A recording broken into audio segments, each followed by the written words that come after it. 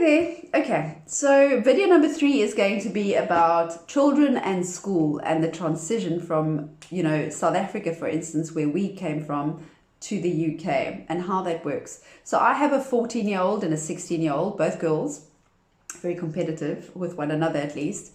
And they come from Cape Town, Blouberg, and they were in Milnerton High School, which is an awesome, what in the UK they would call a state school. So not a private school, and they were on the CAPS curriculum. So when we decided to move to the UK, we obviously knew they were moving into not only a different school system, but a totally different curriculum as well. So when you're researching a town, you want to have a look at all the schools that are available in that town. People right from the beginning said to me, Isa, you need to look at what the Ofsted rating is for those schools. So there's I think it's a government platform that rate these schools, and they rate them good or outstanding, or in need of help or whatever it is. So as long as a school is rated good and above, you're probably looking at a decent school, and their system works well, and they've had good reports, etc. So we sat down, and when we decided on Guildford, we looked at what schools were available. It being the UK, there's a lot of Christian schools. So and those normally tend to rate quite highly. So we kind of decided on 5 or 6 different schools. We had a look at those schools, and then we let the girls do the research on those schools as well. So I sat them down and I'm like, look, these are the schools, have a look at their websites. And so it gives them a sense of, first of all, responsibility, but also a sense of they making their decision for their future. Being 14 and 16, they're not babies anymore, so they're able to make these decisions. So what they did was they sat down with us and they went through these websites. I mean, for Danica, it's different to what Aston was looking for. For instance, with Danica, it was about like, what does the uniform look like? What am I going to look in this uniform? Is it navy blue? Is it black? What kind of shirt do they wear? What kind of sports do they do? What kind of social committees do they have, and clubs, etc.? Because that's Danica. Aston was different. She wanted to know, what sort of subjects they do and what kind of extramural activities they have in terms of those subjects, etc. And she's very academic. So for her, it was about the subjects she wanted to do and her future and having to study those subjects and how well those schools rated in terms of those subjects. So 2 very different children looking at 2 very different aspects regarding a school. And so it's not always going to be that they're going to like the same place. In our situation, we had quite a hectic experience, and I have to admit, now that I've gone through this path, I'm going to warn people and tell them don't do what we did. So we made decisions and said, okay, these are the top 3 schools. These are the schools we want the girls to go to. And when you're in South Africa, it's difficult to apply for a school on the other side. You need a physical address. So you can do all you want and send them emails and lovely messages, but there's nothing they can physically do until you've actually moved into the country and you've got a permanent address that you can actually issue them with. And so everything was kind of on hold. We moved across in early October, and the school year had been going already for a month, because they started in early September. So pretty much exactly a month from when we arrived, the schools had already opened and they were all back to normal. And we thought it was going to be quite easy. We thought we were going to sit here at the Airbnb and do our applications online while we were in quarantine, and we were going to get the girls into school. That wasn't the case. I think, first of all, because the schools that we were looking at are highly rated, and therefore most of them have waiting lists. And they're very picky with who they decide. So regardless of the fact that you're living in their catchment area, it's relatively difficult.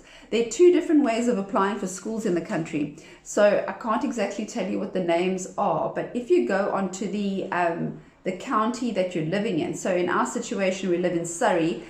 You've got to go onto the county's website, and you'll notice they list all the schools. And some schools you've got to apply via the county council. So you've got to apply via that municipality. And in other schools, you apply directly to the school and they make the decision. So you've got to first look at the school, look at the Ofsted rating.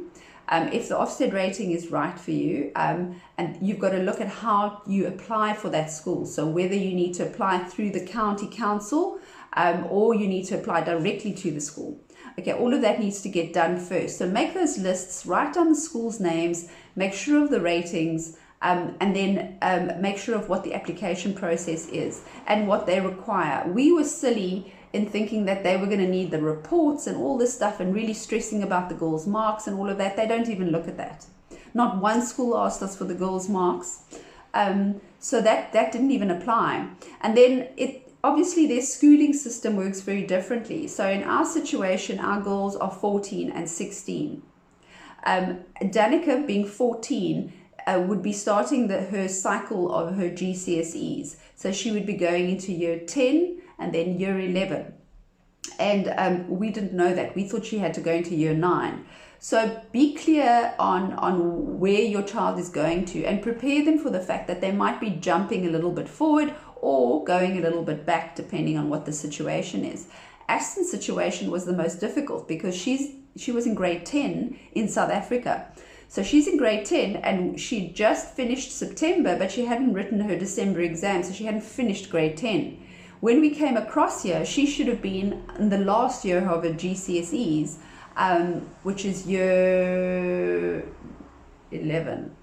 Anyway, but because she hadn't, they couldn't translate the marks that she had because she hadn't done exams. They couldn't translate those marks. She then had to go into a college system where she now has to do her maths and her English GCSEs in order to get those marks, in order to get into a sixth form college.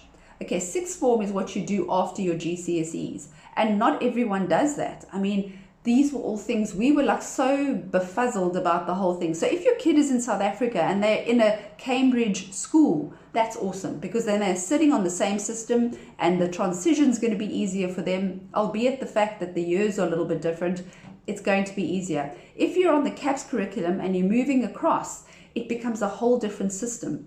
It's really based on their age.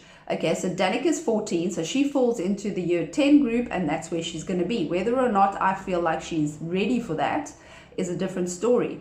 There is a lot of support. So what you need to know regarding the school systems is there's a lot of support. And they focus on things very differently. In South Africa, I felt like there was always a lot of pressure on schooling and having to move from one section to the next and not failing and being in different classes depending on your abilities, etc. Here, the focus is on mental health. They're really worried about how the kids do. And I think especially so with this whole COVID situation, it's been awesome to get into a system where they're really worried about the kids, where they know that there's so much happening and things have become so difficult. Their focus is different. They say, yes, Danica's got to be in year 10. We'll supply her with the support that we can, get her through this process so we can get her into year 11. And so far, it's been amazing. The school experience has been great. Aston has had to go to a school outside of her area because there was no availability here. She has, however, started applying for next year where she'll move into a sixth form school in our area. And it is what it is. We couldn't change that. She's doing her GCSEs in maths and English so that she can get into sixth form. So once kids have finished at age 16, they've done their GCSEs. From what I understand, they can actually go off and do whatever they want. They don't have to move on to sixth form. And when it comes to sixth form is basically like a senior high school, but you're also getting a qualification. It's not like matric. So you go on to sixth form and you decide on a path, on a career path. So for instance, with Aston, she's looking at either being an architect, or going into English communications. Those are her two passions. And so when you choose your subjects, you choose about, I think, 3 to 4 subjects in sixth form. That's your focus. Your focus is just those things. There's nothing else that you focus on. Okay, so once you finish GCSEs, you can decide to go into sixth form. Some schools have provision. They have schooling for sixth form kids. They have like an extra college. Sometimes it's outside the school, not exactly in the same facility. But some schools offer it and then others don't. Sometimes you need to go to a different school that offers sixth form. So once they finish at age 16, they might have to move to another school if the school that they're in does not accommodate sixth form. So those are all things you need to understand. I mean, sitting in South Africa trying to research this stuff was very confusing. It's getting a little bit simpler now, having been here for 2 months and starting to understand the system.